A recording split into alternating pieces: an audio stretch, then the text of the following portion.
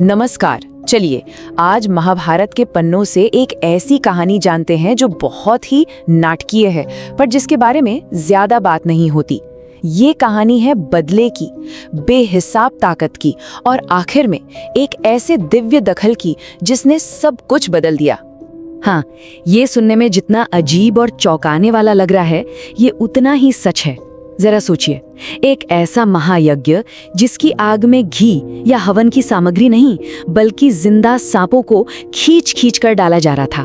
तो सबसे बड़ा सवाल ये है कि आखिर ऐसा हुआ क्यों? तो इस कहानी की जड़ तक पहुंचने के लिए हमें थोड़ा पीछे चलना होगा। दरअसल इस पूरे महाविनाश की नींव रखी गई थी एक बेटे के दिल में, जो अपने पिता की मौत के दुख और गुस्से से भरा हुआ था। इस पूरी कहानी का जो शुरुआती बिंदु है वो है राजा परीक्षित की मृत्यु। ये राजा जन्मेजय के पिता थे और इनकी मौत कोई साधारण मौत नहीं थी। उनकी मौत का कारण था तक्षक, जो सर्पों का राजा था। और जैसे ही राजा जन्मेजय को ये बात पता चली कि उनके पिता की मौत तक्षक नाग के डसने से हुई है, तो बस उनके अंदर बदले की एक ऐसी आग जली जिसे बुझाना नामुमकिन था। पर उनका गुस्सा सिर्फ एक सांप तक सीमित नहीं था। नहीं, राजा जन्मेजय ने तो ये संकल्प ले लिया कि वो इस दुनिया से पूरी की पूरी सर्प जाति का ही नामो निशान मिटा देंगे। और बस इसी भयानक संकल्प के साथ शुरू हुआ इतिहास का शायद सबसे विनाशकारी यज्ञ। अब राजा जन्मेजय की योजना हकीकत बन रही थी। इस यज्ञ को नाम दिया गया सर्प सत्र। एक बहुत बड़ा हवन कुंड बनाया गया और उसमें आग जलाई गई। फिर महान ब्राह्मणों ने इतने शक्तिशाली मंत्र पढ़ने शुरू किए कि दुनिया के किसी भी कोने में कोई भी सांप हो, वो अपनी मर्जी के खिलाफ खिंचकर सीधा उस आग की तरफ आने लगा। और ये कोई 10-20 या 100 सांप नहीं थे। देखते ही देखते हजारों फिर लाखों सांप आसमान से सीधे उस धधकती हुई आग में आकर गिरने लगे। वो एक ऐसा मंजर था जिसकी कल्पना करना भी मुश्किल है। चारों तरफ बस तबाही थी। हालात इतने बुरे हो चुके थे कि कहते हैं कि धरती सांपों के खून से लाल हो गई थी।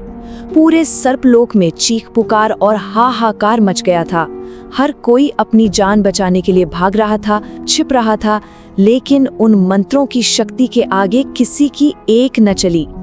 अब कहानी अपने सबसे दिलचस्प मोड़ पर पहुंच रही थी, क्योंकि यज्ञ का जो मुख्य निशाना था, सर्प राजा तक्षक, वो अब तक बचा हुआ था और उस तक पहुंचना आसान नहीं था।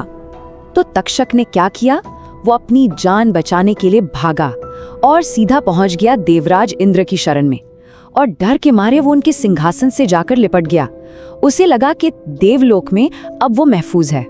लेकिन जब जन्मेजय ने देखा कि यज्ञ कुंड में हजारों सांप जलकर राख हो गए, पर तक्षक अभी तक नहीं आया, तो उसका गुस्सा 7वें आसमान पर पहुंच गया। उसने ब्राह्मणों को आदेश दिया, मुझे नहीं पता कैसे, कुछ भी करो, पर उस तक्षक को यहाँ लेकर आओ। इसके बाद ब्राह्मणों ने अपना सबसे शक्तिशाली, अपना आखिरी मंत्र पढ़ा। और इस मंत्र का असर इतना जबरदस्त था कि वो सिर्फ तक्षक को नहीं खींच रहा था, बल्कि वो इंद्र के पूरे सिंहासन को ही तक्षक समेत स्वर्ग से नीचे उस आग की तरफ खींच रहा था। और ठीक उसी पल जब लग रहा था कि अब तो तक्षक और इंद्र दोनों ही उस आग में जल जाएंगे, कहानी ने एक ऐसा मोड़ लिया जिसकी किसी को कोई उम्मीद नहीं थी। उस विनाश के बीच अचानक शांति का आगमन हुआ। उस महाविनाश के बीचों बीच अचानक एक बहुत ही तेजस्वी युवा ऋषि वहां प्रकट हुए। उनका नाम था आस्तिक, और उनके आने की वहां किसी को भी उम्मीद नहीं थी। उनके आते ही जैसे वहां का पूरा माहौल ही बदल गया। जो मंत्रों का शोर गूंज रहा था वो थम गया। आग की जो लपटें आसमान छू रही थीं, वो एकदम शांत होने लगी। और उस उथल पुथल की जगह एक अजीब सी शांति ने ले ली। ऋषि आस्तिक सीधे राजा जन्मेजय के पास गए और उन्हें उस महाविनाश को तुरंत रोकने का आदेश दिया। अब राजा होने के नाते जन्मेजय धर्म से बंधा था और वो एक ज्ञानी ऋषि का आदेश टाल नहीं सकता था। इसलिए उसे मजबूर होकर उस महायज्ञ को वही रोकना पड़ा। और बस ऋषि आस्तिक के इस एक कदम की वजह से पूरी सर्प जाति, जो विलुप्त होने की कगार पर पहुंच चुकी थी, उसे एक नया जीवन दान मिल गया। तक्षक भी बच गया और इंद्र भी। तो ये कहानी हमें एक बहुत गहरे सवाल के साथ छोड़ जाती है। आखिर ज्यादा ताकतवर क्या है, बदले की वो विनाशकारी आग जो सब कुछ जलाकर राख कर सकती है, या फिर क्षमा और शांति की वो शक्ति जिसमें उस भयानक आग को भी बुझाने की ताकत है।